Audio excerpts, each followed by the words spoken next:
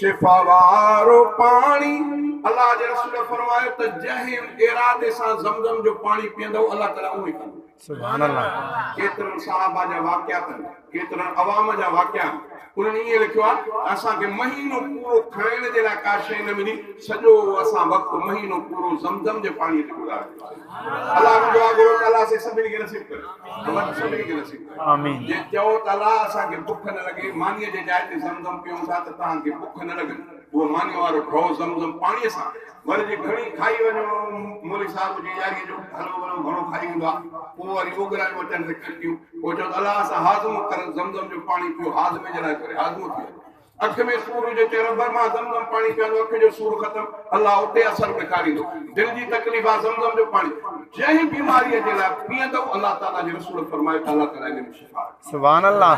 शाइर इस्लाम बि चयो कि शिफ़ा वारो पाणी पियारींदो मौला, शिफ़ा वारो पाणी आहे आबे ज़मज़म, शिफ़ा वारो पाणी आहे आबे ज़मज़म, उम्मीद आहे ड्रवते अल्लाह, उम्मीद आहे ड्रवते पियारींदो मौला, पियारींदो मौला, असांखे मदीनो ॾेखारींदो मौला, असांखे मदीनो ॾेखारींदो मौला, असांजे दिलनि खे वेठारींदो मौला, ठारींदो मौला, असांखे मदीनो ॾेखारींदो मौला। छटनि हेठां वेही ज़ियारत कंदासीं, छटनि हेठां वेही, छटनि हेठां वेही ज़ियारत कंदासीं, असांजे अंदर खे अल्लाह, असांजे अंदर खे उजारींदो मौला, उजारींदो मौला, असांखे मदीनो ॾेखारींदो मौला। मञूं था त गुरबत आपो भी उम्मीदा, मञूं था त गुरबत आपो भी उम्मीदा, कॾहिं वाग दिल भर अल्लाह, कॾहिं वाग दिल भर वारींदो मौला, वारींदो मौला, असांखे मदीनो ॾेखारींदो मौला, असांखे मदीनो ॾेखारींदो मौला, असांजे दिलनि खे वेठारींदो मौला, ठारींदो मौला, असांखे मदीनो ॾेखारींदो मौला। लही वेंदा ग़म सभु खुली पवंदी क़िस्मत, लही वेंदा ग़म सभु खुली पवंदी क़िस्मत, असांजी बुॾल ॿेड़ी तारींदो मौला, तारींदो मौला, असांखे मदीनो ॾेखारींदो मौला। कुझु ॾींहं थिया आहिनि जो होॾां वापसि थियो आहे, अल्लाह ताला बार बार हरमैन शरीफ़ जी ज़ियारत नसीब फरमाए।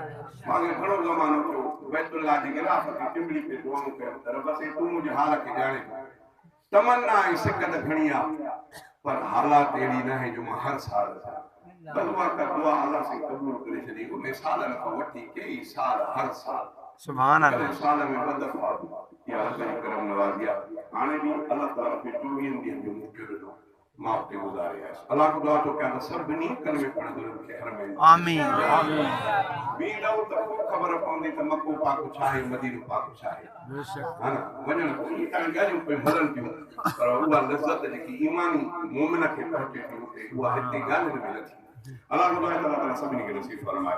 जे लही वेंदा ग़म सभु खुली पवंदी क़िस्मत, लही वेंदा ग़म सभु खुली पवंदी क़िस्मत, असांजी बुॾल ॿेड़ी तारींदो मौला, तारींदो मौला, असांखे मदीनो ॾेखारींदो मौला, असांखे मदीनो ॾेखारींदो मौला, असांजे दिलनि खे वेठारींदो मौला, ठारींदो मौला, असांखे मदीनो ॾेखारींदो मौला दुआऊं घुरां थो मां गुलज़ार चन्ना दुआऊं घुरां थो मां गुलज़ार चन्ना मूंखे शल मदीने अला मूंखे शल मदीने में मारींदो मौला मारींदो मौला